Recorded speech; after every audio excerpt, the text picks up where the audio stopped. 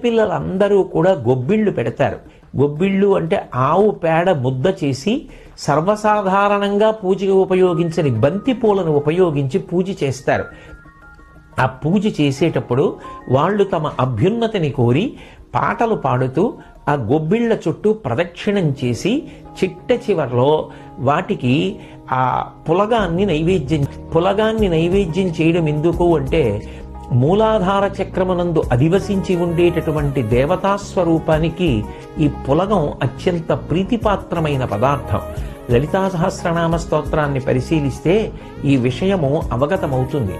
ఆ పులగం వండేటప్పుడు కూడా పొట్టు కలిగినటువంటి పెసరపప్పు, బియ్యం, ఆవు పాలు, ఆవు నెయ్యి, అలాగే మిరియాలు, జీలకర్ర, సైంధవ లవణం, కొబ్బరి ముక్కలు మొదలైన పదార్థములు వేసి వండుతారు. అది అత్యంత సువాసనాభరితమై శ్రేష్టమైనటువంటి పదార్థం.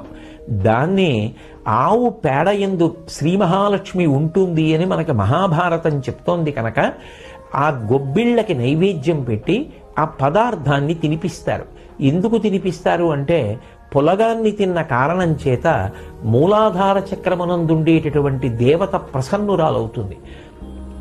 ఆవిడ ప్రసన్నురాలైతే సరస్వతీ కటాక్షం, ఎముకలకు పుష్టి, కన్నెపిల్లలందరూ కూడా గొబ్బిళ్ళు పెడతారు.